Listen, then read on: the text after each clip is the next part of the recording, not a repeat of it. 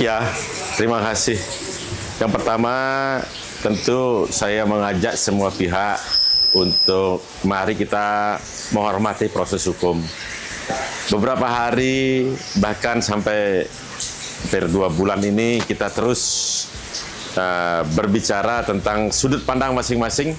Kemudian tadi ambil keputusan bahwa akhirnya diputuskan tetap Bapak Prabowo Gibran memenangkan pemilu yang baru lewat ini. Kita masih mempunyai waktu untuk kedepannya kalau ada hal-hal yang memang kurang pada saat ini, mari kita perbaiki ke depannya. Baik itu penyelenggara, baik itu yang kontestan sendiri, baik itu ke sistemnya mungkin nanti kita perbaiki lagi sehingga lebih mendekati ke sempurna. Kalau sempurna sendiri itu hanya milik Tuhan. Nah, selain itu saya juga mengajak kita ini, Indonesia ini adalah sekarang ini negeri yang sangat cantik. Banyak negara yang melirik kita, ya.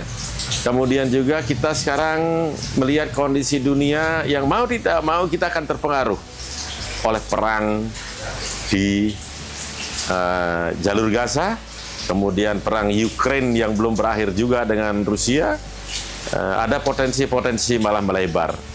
Nah, untuk itu mari kuatkan kita untuk membangun negeri ini, ya, jangan sampai malah konflik horizontal terjadi. Konflik antara kita terjadi di Indonesia. Ini semakin memberatkan kondisi Indonesia.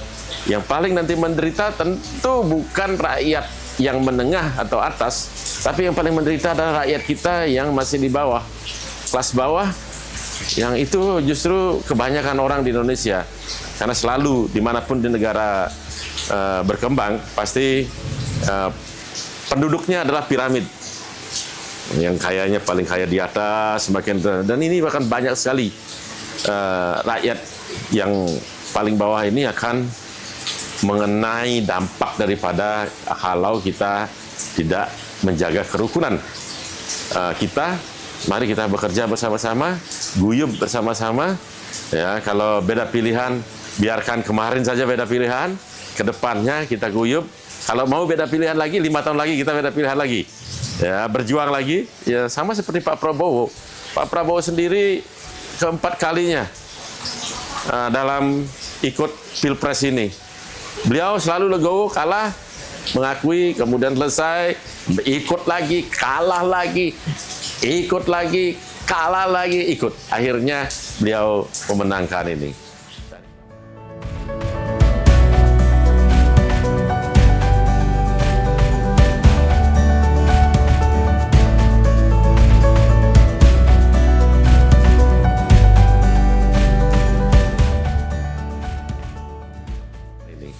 Dan ini adalah mungkin menjadi sebuah karma, kalau saya boleh bilang, karma dari hasil kerja keras beliau yang selama ini sehingga dinikmati sekarang, hasil daripada juga legowo beliau sehingga hari ini dinikmati oleh beliau menjadi presiden.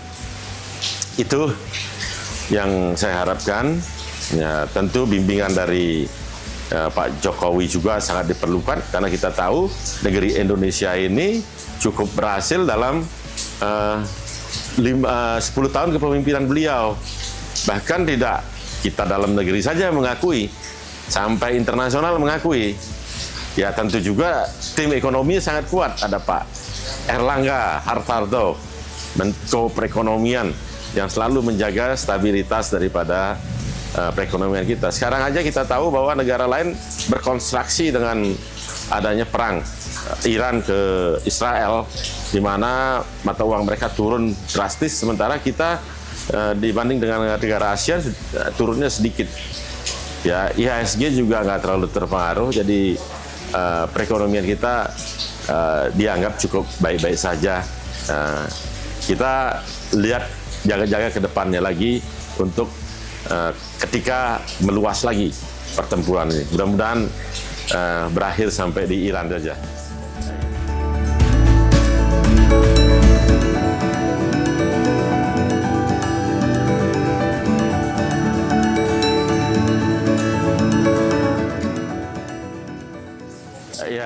saya sih berharap ya, menghimbau ya, tapi itu hak dari politik daripada teman-teman 03 untuk melakukan PTUN ataupun 01 untuk melakukan PTUN. Ya, namun saya berharap kita berbicara realita per hari ini, misalnya di Bali, ya. Bali kita tahu dari 9 kabupaten kota ada 8 dikuasai oleh 03. Terbukti juga kalah di pilihan rakyat, gitu. Yang seharusnya mereka memenangkan kontestasi pilpres ini di sini, di Bali, tapi ternyata kalah. Ya ini, dan saya rasa tidak ada intimidasi. Saya tidak menemukan intimidasi. Saya tidak menemukan bansos liar di Bali ini. Ya, yang ada bansos ya dibawa oleh DPR RI. Nah itu yang ada bansos-bansos yang kemarin.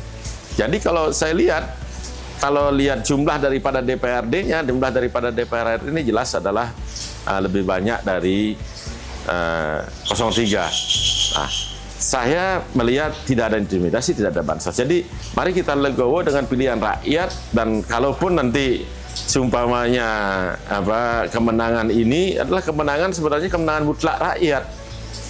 Ya, saya kemarin sempat sebelum keputusan MK juga sempat saya berbicara bahwa masa keputusan yang sudah begitu banyak dipilih langsung oleh masyarakat, dan kita tahu seluruhnya ini adalah perhelatan yang sangat terbuka, terus mau dianulir oleh segelintir orang akibat daripada mungkin informasinya yang hanya dari segelintir orang juga. Ini harapan saya ke depan. Mari sama-sama kita membangun. Lebih baik kita fokus ke depan, start dari sekarang, fokus ke depan.